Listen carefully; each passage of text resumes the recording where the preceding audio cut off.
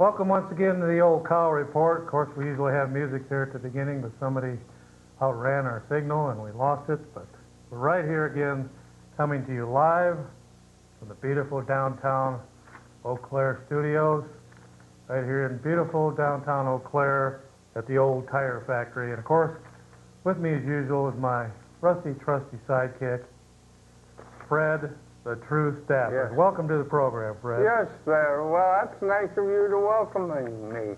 Glad to see you again, Yes. Fred. Now, what's it been now? 20, 25 years we've been Yeah, doing this? it seemed longer than that, to be truthful with you, but it wasn't.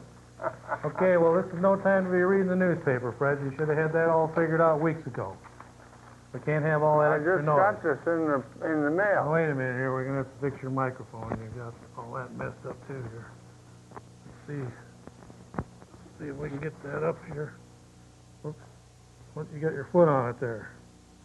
Yeah. Now keep that right like that. If you keep it up there, then they can hear it. Can you hear that now? Yes. Say something, Fred. Yes. All right, we'll just keep it Very there. good. That way we can get good volume there. All right. Well, boy, oh boy, do we have a lot to talk about again tonight, as usual, Fred. You know it?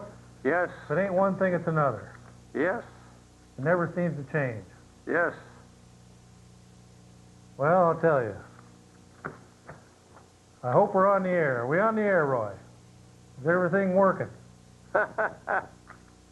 Well, we do have phones tonight, and what is that for that phone number, Roy? What is that phone number? I can't see. There it is. 839-6261 if you'd like to call in tonight. We got many interesting subjects to talk about.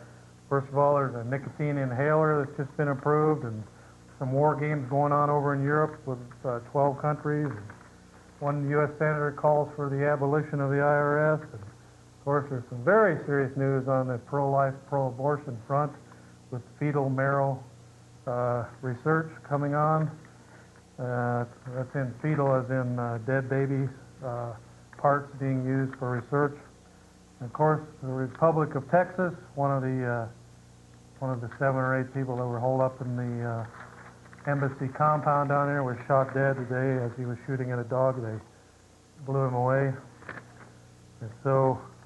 And then finally we have what's going on today in history. And of course today is Cinco de Mayo, the 5th day of May.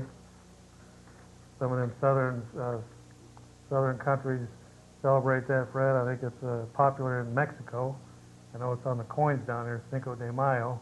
5th of May, and I think it's, matter of fact, I think I have something here on this date in history. It was 1862, Fred, May 5th.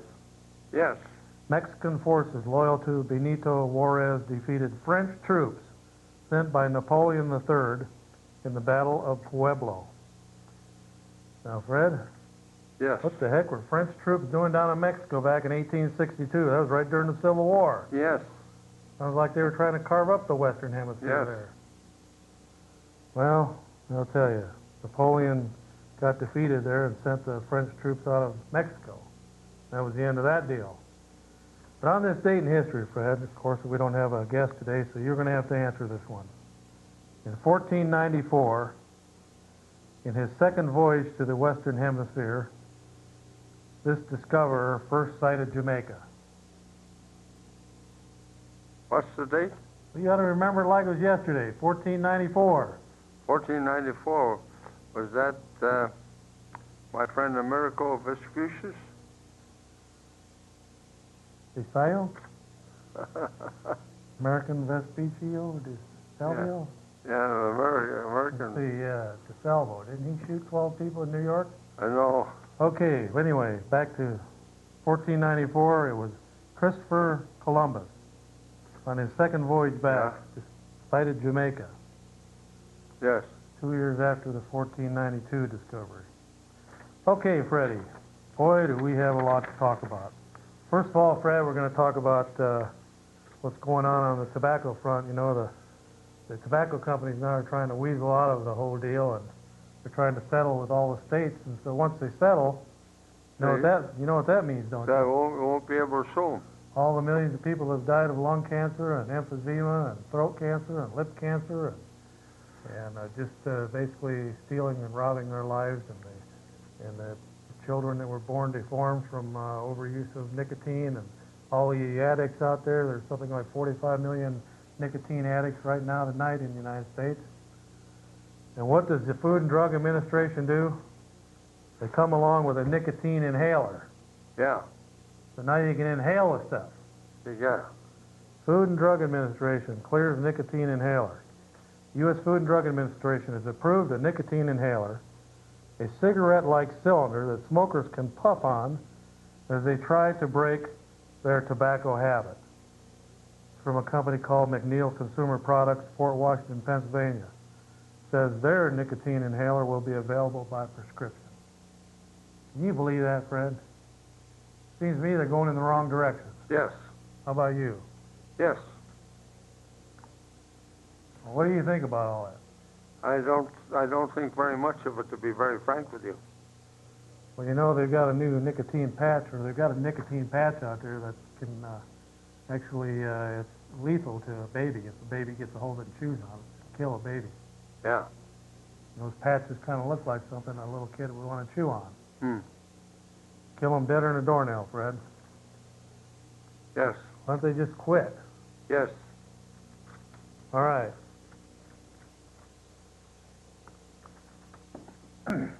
Now, what were you saying out there, Roy? Okay. All right, Freddie, what do you got there tonight? Have you found anything interesting that's short and sweet and to the point? Well, I guess what Pat Buchanan had to say in this week's Wanderer, which is printed up in St. Paul, death taxes and Larry Summers, which is interesting.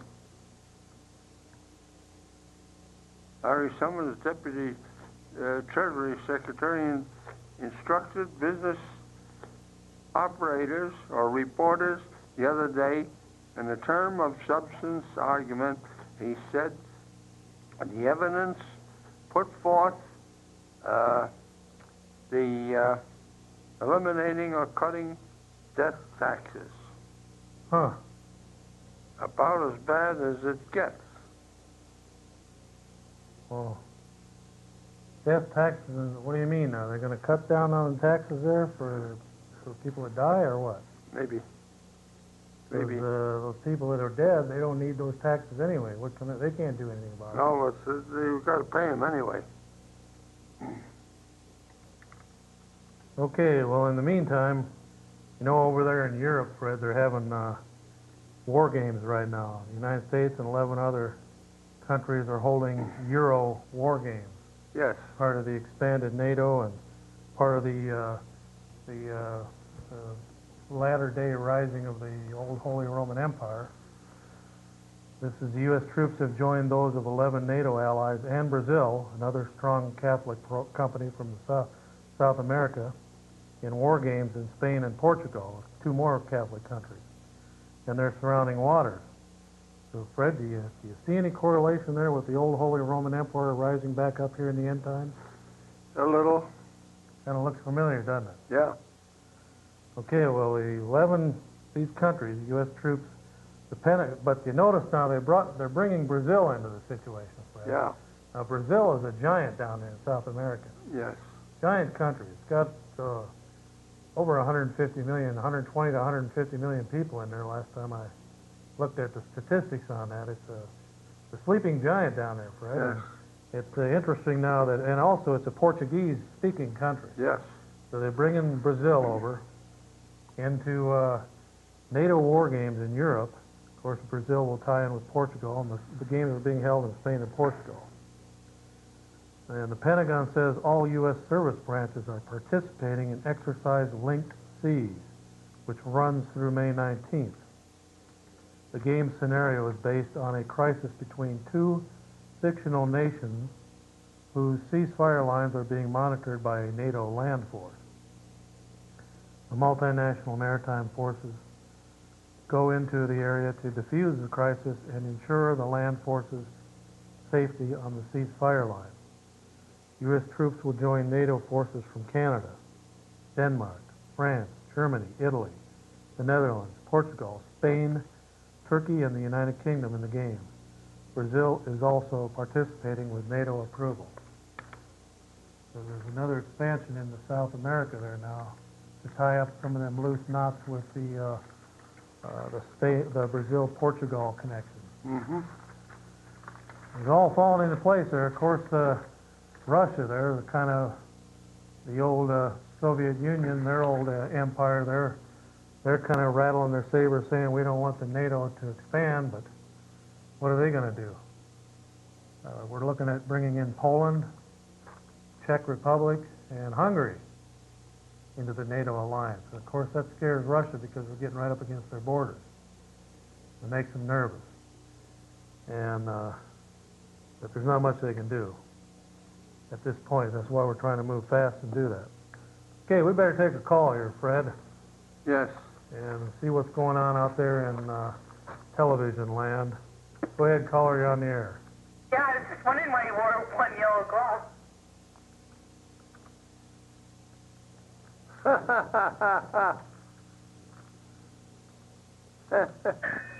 I have nothing to hide. My hands are clean. Well, why do you wear it? I wash my hands of the whole situation. Okay, Freddie. All right, Freddie. Senate Majority Leader Trent Lott, in a major announcement today and a major move to put him in the forefront of the political Republican revolution, the juggernaut, to not only beat back the Democrats, but take between 5 and 12 more seats in the U.S. Senate, and of course take back the White House in the year 2000. He's making a major move to the forefront to get his name known around the country, and possibly as a early foray out into presidential politics to see Yes. what the numbers would say on his going into some of them early primaries in New Hampshire and Iowa and some of the other early ones.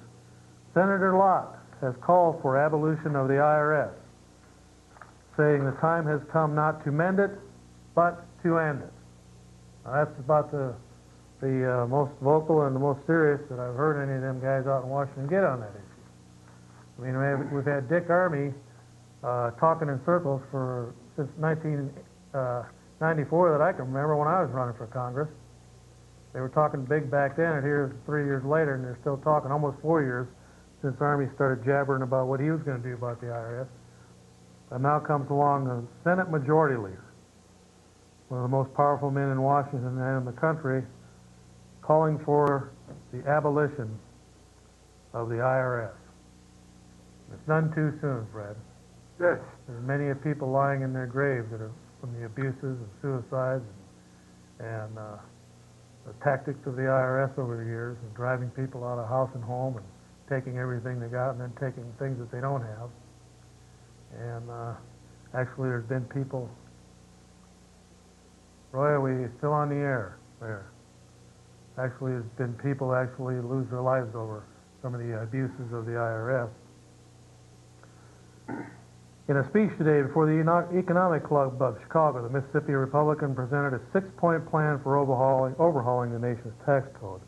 Lott said if we do the job right, we should be able to achieve another essential goal, the abolition of the IRS.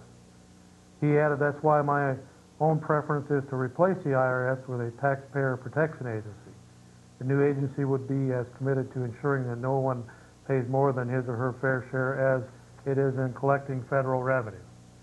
And of course, you know, Fred, the IRS budget is so big they don't even know where millions of dollars of their budget goes. They can't even balance their own books, but they expect the taxpayers of the United States to wade through the dozens of volumes of IRS propaganda books and contradicting statutes to try and balance their individual taxes. Yes. And then when you call the IRS, it's something like, what, 30% of the time they give you the wrong answer to try and to meet all the hoops that they ask you to jump through to file a tax return. Lott's speech came in the wake of a balanced budget deal reached last week by President Clinton and the congressional leaders. With that packed behind him, Lott said he wanted to take a break from the specifics of the legislative agenda and talk about fundamental principles. Calling his package the 6 commandments of the new tax system, Lott said the nation's tax burden Federal, state, and local should total no more than 25% of your income. He called for the repeal of constitutional amendment authorizing the federal income tax if Congress adopts a federal consumption or sales tax. Now they're getting on the right track, Fred. Federal consumption tax, but they have to tie it in with abolishing the IRS. If they go to a consumption tax, then if a millionaire goes out and buys a $200,000 yacht, it's going to pay 5% on it. If a poor person goes out and buys a 59-cent hamburger, it's going to pay 5% on it. So it's going to be all relative to what you purchase, and nothing is going to be exempt. Yeah, You buy a $1 million house, you're going to pay 5%. yes, You buy a tent for the homeless out in up by Chicago on the south side. You're living in a tent, you pay $59 for it, you're going to pay 5%. It's going to be all relative to the amount of money you spend. It's called a consumption tax. Now they're finally getting on the right track. Well, let's see if they. I think that's making sure they're gonna hit us. I would rather pay a consumer's tax, Fred, for what I spend my money on than having them steal it out of my pocket before I even see it. I know it, And that's what they do now. They take it before you even cash your check. They've already got their share. yes. So they're looking at a federal consumption or a federal sales tax. The tax code, he said, should stop penalizing achievement and responsible behavior and should be simplified dramatically. Lott said, when it comes to the IRS, don't mend it, end it. Well, that's going to be one of the battle cries of the late 90s, Fred. Don't mend it, end it. We must remember that we are for lowering taxes because we believe that the people who work and earn the money should keep more of what they earn. And isn't that what America's based on, Fred, is the American way and chicken in every pot and 2 cars in every garage and being responsible for your own money and being responsible for your own lives instead of letting the government tell you what to do and at every turn in your life? Mm-hmm. What do you want, Fred? You want some bureaucrat coming in there and telling you how to do everything, or do you want to have some freedom to decide for yourself? Yeah. Which? Well, I don't like giving the federal government any money if I can help it. I hear you, Fred. So in your case, if you consume little, you're going to have to pay little. If you consume bunches, you're going to pay bunches. Yeah. It's a lot fairer. If you have to have Michelin tires instead of J.C. Penney tires, you're going to pay the extra price. If you have to have a yacht instead of a motorboat, you're going to pay the extra price. If you have to have a Cadillac instead of a Toyota, you're going to pay extra.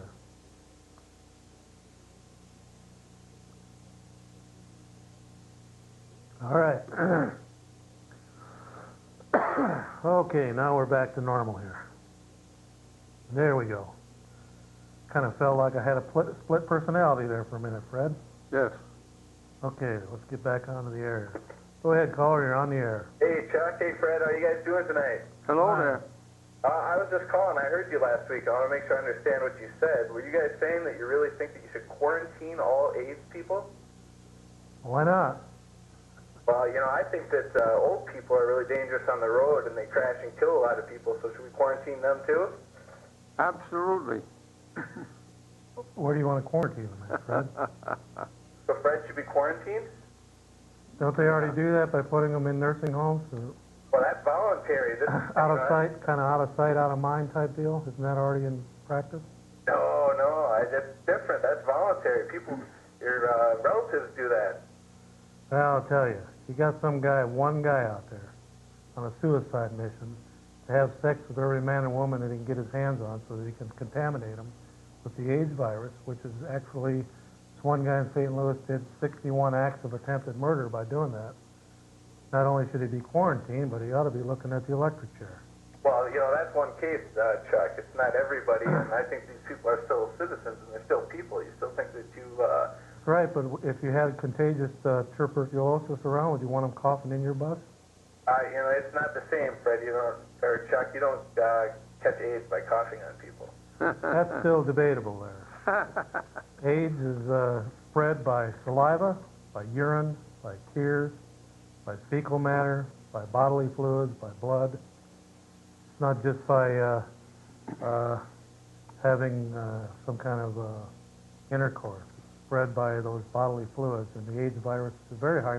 virus, and it lives outside of the body for several hours. And there's nothing wrong with having quarantine. That's what stopped the tuberculosis,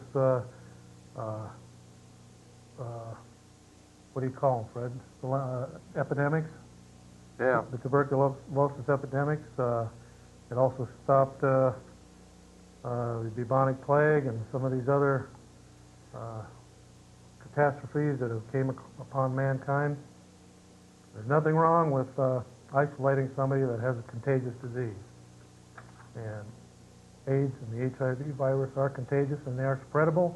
If they were not spreadable, we wouldn't have over 1 million cases in the United States and several dozens of millions of cases worldwide. Ain't that right, Roy? Okay, I'm glad Roy agrees with me on that. All right, Fred, what do you got there? Former homosexual says Pastor Smith let homosexuals go to hell. This is from the American Family Association publication. And in an effort to introduce homosexuals to the good news of Jesus Christ, has earned dismal participation by pastors in church in the first 3 services of the tour. And Hope 97 features ex-homosexual Michael Jackson, who now has AIDS, taking his message of what Christ has done and is doing in his life. Michael Jackson, the singer? Apparently. Huh. Okay, Fred, well, you know something we forgot to do? A couple things. We got to tell people that, of course, this is this is also not only just the cow report, but it's also the Loyal Order of the Raccoons meeting. Yeah. And we forgot to bring that to order. So right now we'll bring the Loyal Order of the Raccoons to order. Is there any new business? Is there any old business? There's no business. Have we got any new members? No. Okay, and then the second piece of business here, Fred, is we forgot to tell people the name of the sponsor of this program. That's the Flavin Pop Company. Who is Flavin Pop? Where did they make that? Flavin Pop Company was brought over from the old country many years ago. Yeah. And it's produced and sold at it's only produced at one place in the United States, Fred. And Yeah. down at the corner. Where's that? And that place has gone out of business. They couldn't sell any. It's down at the corner of Menominee and Ferry Street. Yeah. And there's only 2 places in the world that you can get Flavin Pop. Yeah, you can get it in nursing homes and in Finer funeral homes everywhere. yeah, finer funeral homes is right. Now, have we sang the jingle lately, Fred? No, I don't think so. Well, we better sing it then. You go ahead and sing it then, because I won't make a fool of myself by singing it. All right. Flavin Pop, Flavin Flavin Pop. Slop. Flavin Slop. Thought you weren't going to sing. Yeah. Well, Fred's a card, ain't he? Yeah. I don't drink flop, drink Flavin Pops. Drinking Flavin Slop. The thinking man's drink. There you Yeah. have it, Fred. Bill Strongbody's 12 ways. Yeah. What 12 ways do you build One of these strong days body? we'll get around to that. In the meantime, we better take a call.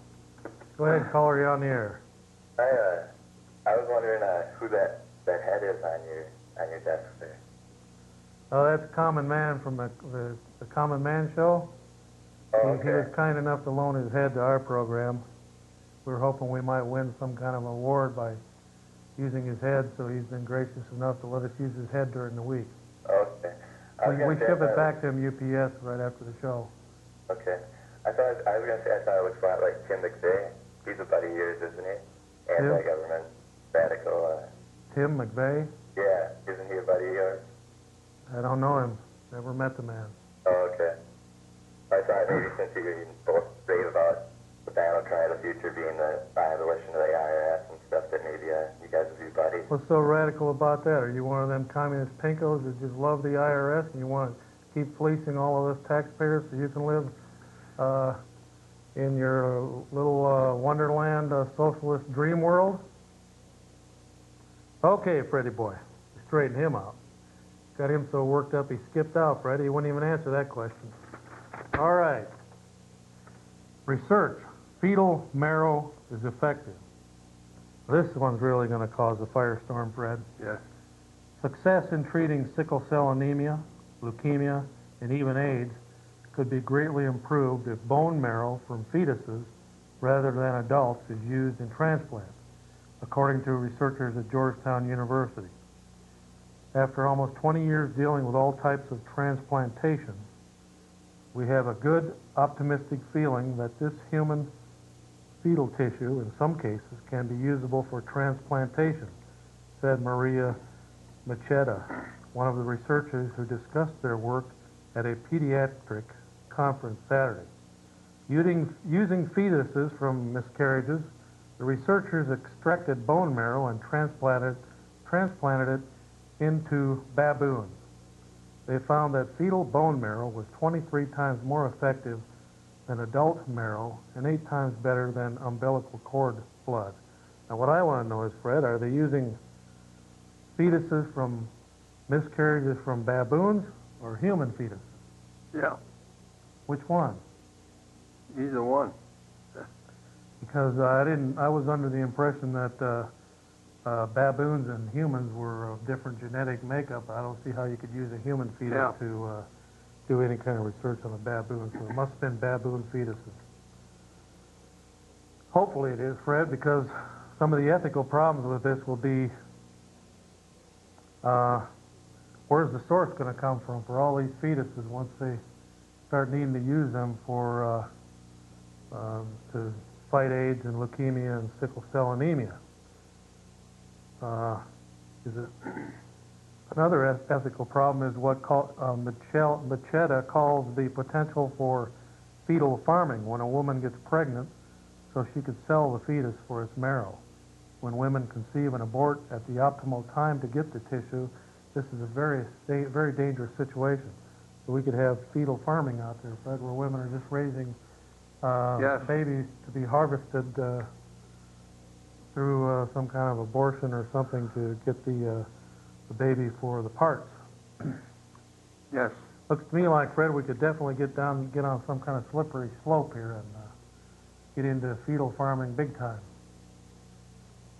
We already have 1.5 million babies being consumed by the abortionist war machine now. Go ahead, caller, you're on the air. Hi, Chuck and Fred. I just thought I'd let you know that I'm glad you're so current on all the political issues out there, but I'm a little perturbed about the older generation's homophobia that you seem to portray on your show, and I was wondering what you thought about the coming out of Ellen last week on the TV show. Well, I just so happened to miss that program. Fred, were you glued to the screen for that show? No, but I am God says in the Bible that man should not lie with a man, and a woman shouldn't lie with another woman. Do you know And where it says that? Yes, I do. In the Bible. Well, where in the Bible, do you know? Yes, I should remember that.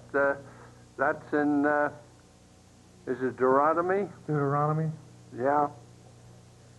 Well, I think that you need to be a little more informed on the issue. We are moving into a new. I know that means that God is wrong according to the new philosophy, and I don't believe that. I think he's right. Why is that? Why, just because some woman admits before 40 million people that she's a homosexual, does that make it that we're moving into some new, that makes it that we're going to have to change things? What's that got to do with anything? Well, it's the new age. You have to be accepting of others. I don't accept that. You need to accept other things. I don't want to accept it, and I'm not going to, and that's it. What do you mean it's a new age?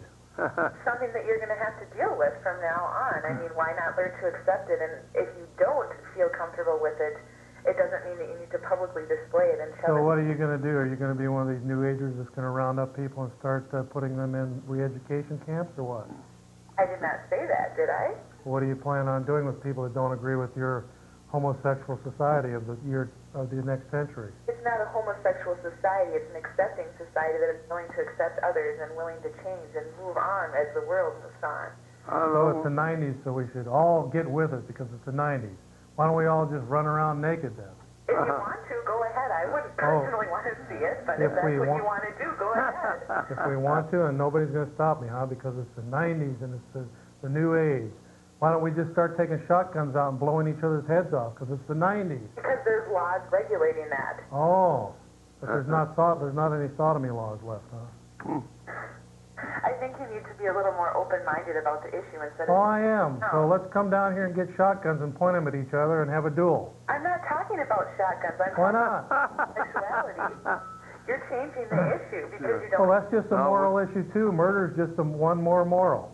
Why don't we let that one collapse too? Or why don't we start letting men and women have sex with animals and do it on television so everyone can see it? It's just another moral. It probably It's happens. just another moral barrier. Why don't we just let that fall too? And then when we're done, we can point shotguns at each other and shoot each other. Why are you skirting around the issue? I'm not. We're talking about morals here. I'm talking about your homophobia and how... Fred, are you a homophobic? I don't know. I think that God said, "Thou shalt not," and I go along with that. You go along with what? With what God said, "Thou shalt not lie with one man, lie with another one, or a woman lying with another woman." Well, you don't have to do that, but why should you stop somebody else from doing it? Well, I don't know Who said why we're we stopping shouldn't. anybody? We should. I don't know. Where did we stop anybody from doing it? You're shunning them and you're making it impossible for them to come out in today's society. Oh, we are. Yes? Oh, I didn't know we had so much power. Fred, did you know you had all that power? No. Not you personally, but people that act and believe in the ways that you do. Why don't you just round us all up then and put us in concentration camps like your buddy Hitler? Wait, Okay, Fred, we straightened her out real quick, didn't we? All you do is throw the Hitler word in there. Yeah. Boy, they get nervous. They hang up real quick. Yeah. They can't stand it. Yeah. Okay. Yeah, Fred, we know they already got the concentration camp started. There's some of them. There's one of them right down there in what's that army base right down the road there that they're turning into a concentration camp. Fort McCoy, is it? Fort McCoy. It's supposed to be a holding center for all the dissidents of the Midwest. Mm-hmm. Okay, getting back to fetal tissue research. I don't know where they think that that's going to stop the AIDS epidemic because the AIDS virus will be in the fetal tissue too. If there's contamination of that fetus with the virus, there's no way they're going to get rid of that when they do a transplant because the virus is very minute and will go right in with the rest of the organs and the fluids that are transplanted. But that's not the answer either. We better take another call here. Well, let's see what you got there, Fred. What do you got cooking on the front burner there? Hubble's, You old homophobic, you? This is from the military publication, and Hubble's pay. After being convicted of fraud for overbilling of clients of the Rose Law Firm, FOB, and one-time number 2 man at the Clinton Department of Justice, Webb Hubble, has received more than $400,000 from a number of firms that have supported Clinton financially. Among them is the Lippo Group. Both Hubble and a former Lippo Group exec, John Huang, said he will take the fifth on this and other matters.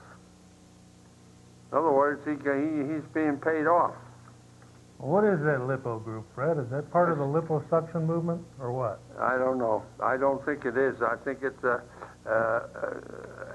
business group. Huh. Okay, well, I'll tell you. They got a lot of problems out there in Washington, Fred, but it seems like they don't call him Slick Willie for nothing. He's been able to slide out from underneath all that stuff for the last, going on 5 years now, Fred. I know. He's going into his 5th year of his presidency now, and of course I came to the conclusion, and some of my fellow colleagues have came to the same conclusion, that Kenneth Starr was put in there deliberately to help cover up the Clinton problems, to keep them from coming to the light. Because once you have a special investigator, everything then is under lock and key and nothing gets leaked out. It's all buried forever, Fred. That's all top secret once it's into the public, into that special prosecutor's hands. And then he decides what to do with it. Yeah. And he got so nervous a few months ago, he wanted to resign, and the Republicans put the pressure on him to stay in there a little while longer. But it pretty much came to the conclusion that his job was to keep the cover-ups covered up.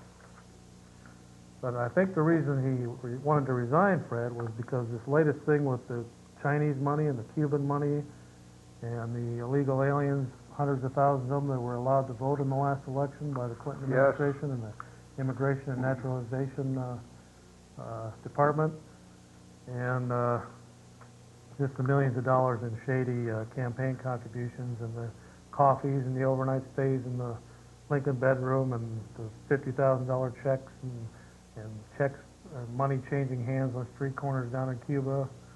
And you know what, Fred? I think even Starr can't keep that covered, so he got nervous and wanted to bail out. Mm-hmm. So it's going to be hard for him to keep that one covered up. Even Janet Reno has kind of come to an end of what she's going to do. Go ahead, caller, you're on the air. Hey there, Chuck. How's it going? All right. All right, explain to the good people at home how you contract the AIDS virus, would you? How you can do what? Contract the AIDS virus. Contract the AIDS virus Yeah. through saliva, urine, Wrong. tears, Wrong, Chuck. Wrong. bodily fluids, Do you want me to give you the 3 ways? blood transfusion, Yeah. Whatever. dirty needles. Yes. The sodomites out there would have you believe that it's just a big utopia and everyone can have sex with whoever they want and nothing to worry about. Well, what about that guy that went down there and infected 61 girls and women and down to age 12, females that he's having sex with, Fred? What about that? Yeah. I know. Of course, there's people running around saying, oh, nothing to worry about. We licked the tuberculosis epidemic. You know, just the other day on a Greyhound bus, they had to try and track down everyone on the Greyhound bus because there was one guy in there coughing and that had a contagious form of TB that just coughing it into the air infected everybody in the bus. And now they got to find the 40 or 50 passengers on that bus to get them inoculated. That's why they used to have sanitariums. Don't you remember the tuberculosis sanitariums, Fred? Yes, I do remember them. Doc Holliday went to one. Yes. A lot of people did. Did you know anyone that had to go to one? No, I didn't know anybody that had to go to one. That's the only way they got the thing under control. And when they used to have some of these other epidemics, like smallpox or chickenpox, Fred, or what were some of them poxes where they used to have, they'd slap a quarantine sign on your door? I know. When I had when I had chickenpox, they put it on our door. There we go, Fred. You know, some people ask me what this can is for. Well, you know, last winter we had a brutal winter. Do you know that hundreds of millions of bees died? Well, do you know what bees do? They create wax. We have a wax shortage in this country right now. So this can here is to collect earwax as it drips out of my ear right into this can. All you gotta do is put a lid on the can and you can mail it right to the National Earwax Society headquarters. Yeah. Because of the wax shortage. And until we can get the bee population built back up, Fred, earwax is going to make the difference and fill in the gap there. Yes. And that's why I wear this can. Not because it's a trinket or just something to make you laugh out there. It's for a good cause, the National Earwax Society. And if you'd like to get a hold of us, you can call 839-6261 and we'll send you out a can and you can start your own, start draining your own ears to fill up your can and we'll give you the address to mail in your earwax. Yeah. And you know the reason mine fell off there a minute ago, Fred, it's starting to get heavy. Yeah, I know it. That one will seal up pretty soon and then we'll send it right to the National Earwax Society. And there's millions of people, especially in California. You know, this has been going on in California, and we've had some of the more benevolent actors out there wear these to the Oscars and to the Emmy Awards and all those big award show programs out there. You've seen them when they get on the air, but they've been so humble that they just haven't told people why they're wearing them. But I'm letting the cat out of the bag right now and letting you know it's because we're in solidarity for the National Earwax Society and their annual drive. And of course, the drive ends at the end of May. because the bees will be back out in full production making wax again, and we're going to be breeding millions of new bees so that we can get the wax supply back up, Fred. Yes. And I'll tell you, it's been really high. If any of you dabble in the commodities market out there and you've had to buy wax lately, you know it's sky high. So do your part and get a can to help us fight the earwax shortage. And help us to send wax to needy people out there that need wax for candles and things of that nature. Yeah. Go ahead, caller, you're on the air. Just like to make a remark about the last caller. Totally disagree with what she had to say about homophobia. Because you don't like Vegas doesn't mean that you're homophobic. Don't you tend to agree? Well, yeah,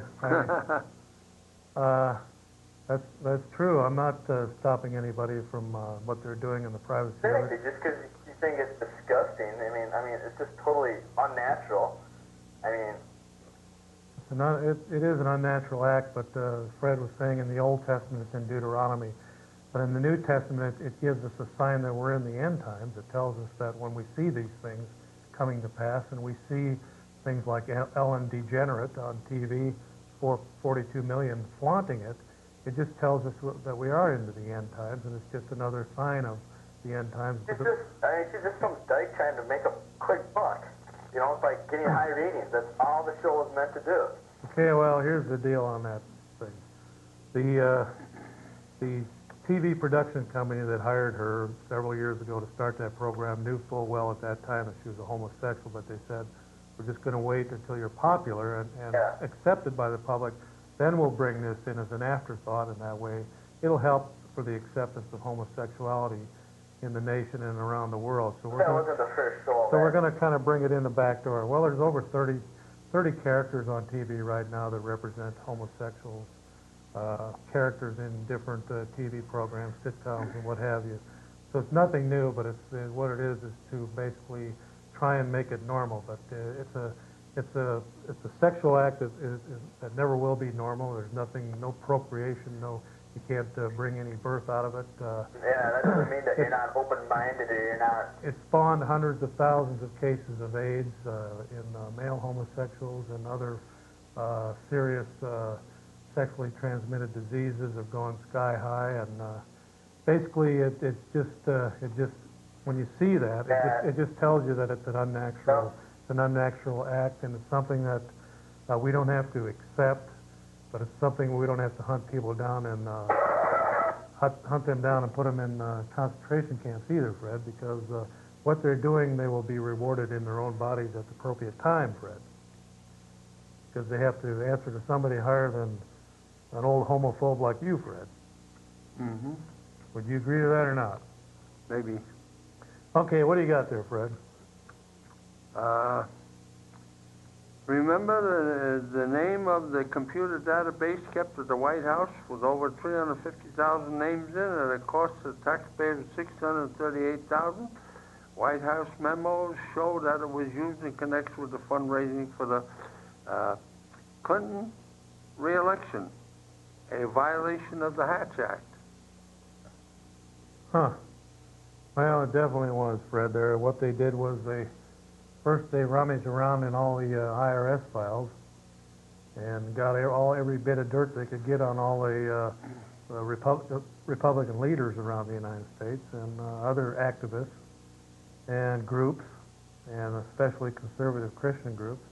They started feeding all that into their database, and then they have systematically went out and started targeting those people and blackmailing them or whatever, what have you. I'm sure Clinton has a dossier on every member of the U.S. Congress and the U.S. Senate, every member of the Supreme Court, every other political and political action committee leader, Christian coalition, every major group that has influence in this country. I'm sure they built a dossier on and put pertinent facts into this computer database. But the thing is it's not new. President Nixon did it on a much smaller basis. He had a small enemies list that had some national figures on it, but Clinton has just taken this into the computer age, and they just went hog wild with it. They're using it to blackmail and to put fear into their enemies, Fred. And on the other hand, they've used another part of their list to build up a gigantic fundraising list. Yes. So at a moment's notice, they can raise a couple million here and there when they need to do something political. Go ahead, caller, you're on the air. Yeah, Chuck, how you doing tonight? Fine, how are you? Fine. I was wondering, what does Cow Report stand for? Cow Report is in honor of the dairy state. Okay. And, I was under the impression it was Christians of Wisconsin. it can mean that. It can mean conservatives of Wisconsin, conservatives of the world. Okay. I was just kind of curious. And then about the arena, and I know you touched this subject many times before. I guess I wasn't for it or against it. But the problem I have with it is these, I guess our senior citizens were saying we can't fit this in our income. And the problem I have with that is you go by Kmart at 6, 7 o'clock in the morning, you see all these senior citizens jumping on that Turtle Express bus, going up there giving all that money to the Indians, but they can't, they just can't spend a couple dollars for their house. Well, you What know. you gotta think about that. I'll hang up and Okay. listen to what you have to say. Thank All you. right. Well, there are some senior citizens that are pretty financially well off, and maybe it's not a problem for them to go up there to the one-armed bandits and throw their money away. But I think most of those bus ride deals, they get a free roll of quarters or nickels to hop on that bus and ride up there. And the more intelligent, wise ones are just doing it for an outing, for a day to get out and go do something different and entertainment, and they might only spend $5 more of their own money to eat while they're up there. They use that roll of nickels or quarters, but I'm sure there's some of them that are totally and utterly addicted to gambling up there. It's a problem we have, and what better class of people than to prey on the senior citizens that have a lot of idle time, looking for something to do.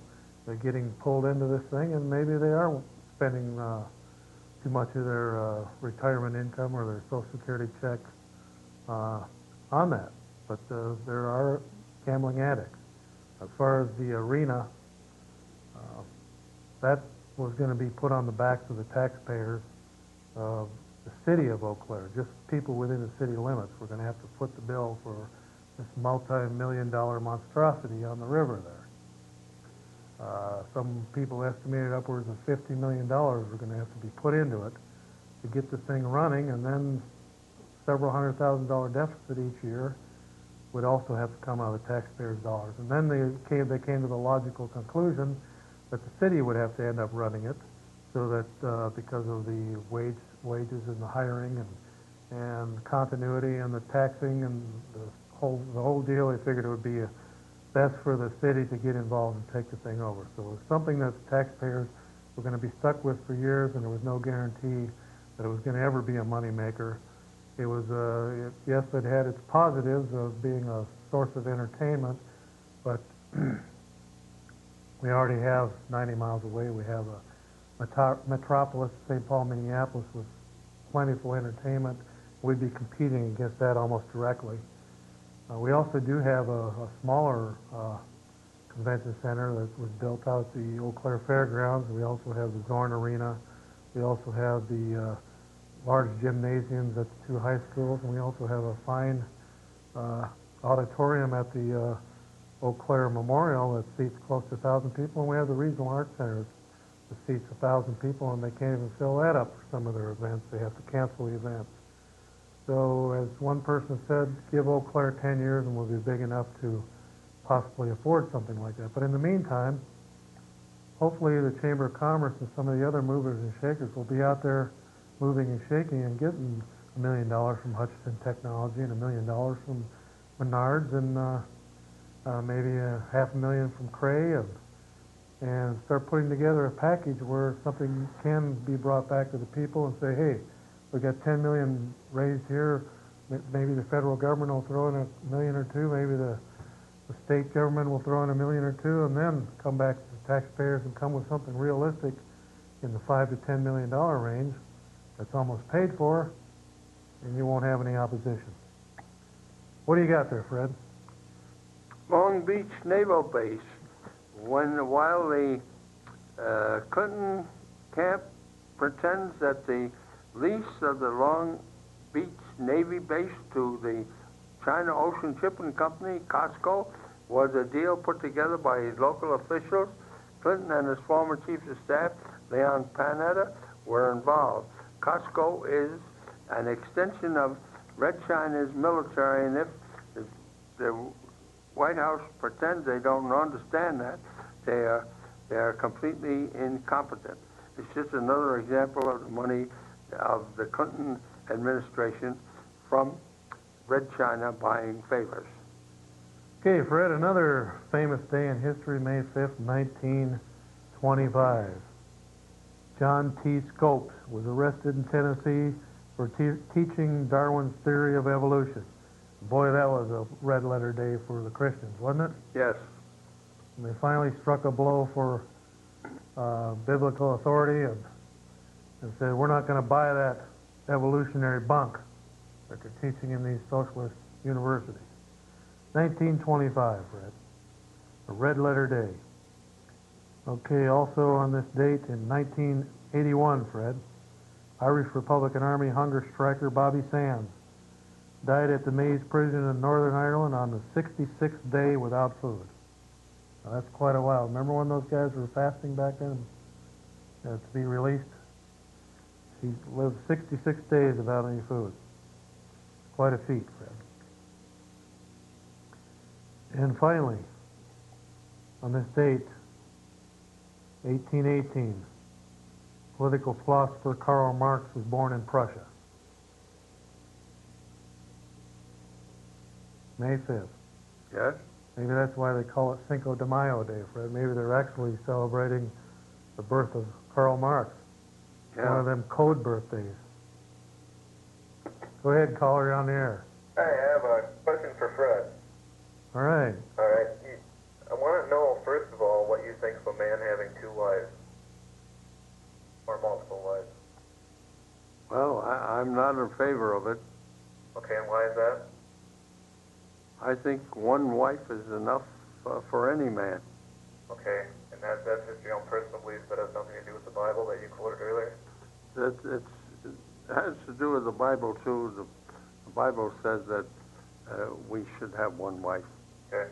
Well, then, if that's the case, I wonder why in Genesis, Lamech, who was the son of Cain, or who was a grandson of Cain, took two wives and eventually begot Noah. And in fact, one of his sons, Noah, was supposedly perfect in his ways, and seems to me like the Bible were. That was before the New Testament. Okay. And But it was okay then, even though it was in the Bible. well, it happened that some of them did that, and that I don't know. I don't approve of it. You don't approve of it, but in the Bible it was okay. Yeah, I think So basically, you only believe in the New Testament. I think King Solomon had over, 1,000 wives and concubines? Fred? Yeah, that's right. I'm getting back to your comment on the woman that I called on homosexuality, just trying to clarify if your beliefs are really out of the Bible or if they're just what you really think. I'm not for homosexuality in any way, but yet I know there are some things in the Bible that kind of contradict themselves, and wanted to hear your thoughts on that. Mm-hmm. Well, I think in the Old Testament there was cases where marriage to more than one person was allowed under the old law, but under the New Testament it was pretty much made law that it would just be one man and one woman. That would be considered marriage. So that's all right with you, Fred, right? I believe in one wife and one man and so forth. Okay. Gotcha. Okay, well, there you have it, Fred. One man and one wife. Yeah. All right, Fred, well, last week, gee, Fred, I'm going to have to borrow some of your water there.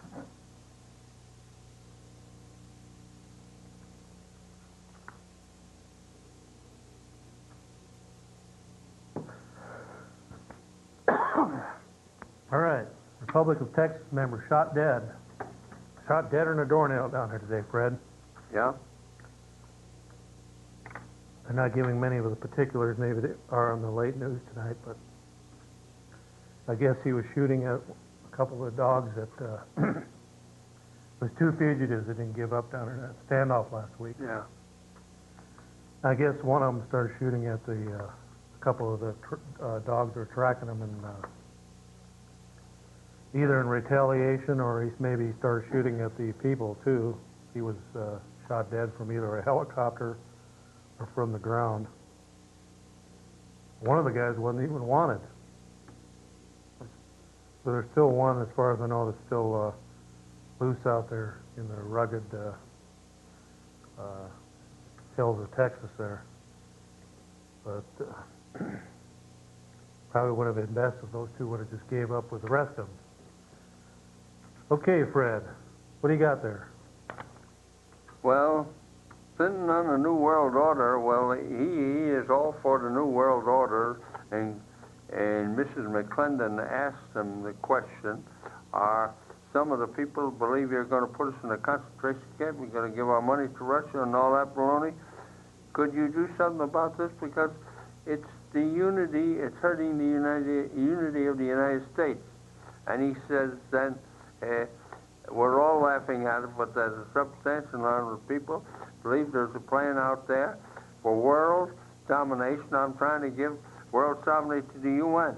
Having chided the extremists who believe such a thing, Mr. Clinton proceeded to vindicate the premise of their concerns. Huh, that's amazing. I didn't know that was even existing. Okay, go ahead, caller, you're on the air. Yeah, I was just wondering what the Bible might have to say about cloning. Did you call did you call today already? No, I did not. Okay, just checking. The Bible and cloning. Mm-hmm. Well, you know, if you think about it, if a human being is actually cloned, I was reading an article where Saddam Hussein they're talking about cloning a double for him and all that. Well, first of all, it's going to take about 25 years for somebody that's cloned to even start looking like an adult and looking like Hussein, and by the time the 25 years has passed, Hussein will be in his 70s. So you're going to have a 25-year-old kid try and look like Hussein? But other than that, Fred, the bigger question is, if somebody's cloned, are they going to have a soul? Mm-hmm. Is there going to be a soul inside of that person? I would say no. Go ahead, caller, you're on the air. Yeah, I was wondering, last week you talked about the mafia in Eau Claire, and I was just wondering who is in this mafia? Yeah, Fred, who exactly is in this mafia you're talking about? You got the answer to that. So you who give. are the founding fathers of the mafia? And who is all, like, do you know who is in the mafia? It was an allegory. Oh, is that what it was? Yes, it was comparing the Eau Claire City Council to a mafia because they sit there and they decide how much of a cut they're going to get out of your taxes. Oh, okay. And so they kind of take their, you know, the old mafia used to go around and hit up all the businesses and say, okay, I want $50 a week or we're going to blow up your building. The new mafia, the city council says, I want $1,000 of your money every year in taxes, or we're going to take your house away. So what's the difference? And we're going to use our police force to do it if you don't like it. So go figure. Kind of sounds like the mafia, doesn't it? Yes. Well, I just think the whole King Shaboodle is fucking communist. Huh. Yeah, well, Fred, I'll tell you. But ain't one thing is another. Hello? Hi, I want to give you the correct scriptural reference to that place in the Bible where you said, it says if a man lies with another mankind. Deuteronomy? No, it's not. It's Leviticus, the 20th Leviticus. chapter. Right. Leviticus, the 20th chapter. Yes, the 13th verse. And also in the 15th verse it says if a man lies with a beast, he shall surely be put to death, and his blood. And it says that the blood shall be upon their blood shall be upon them.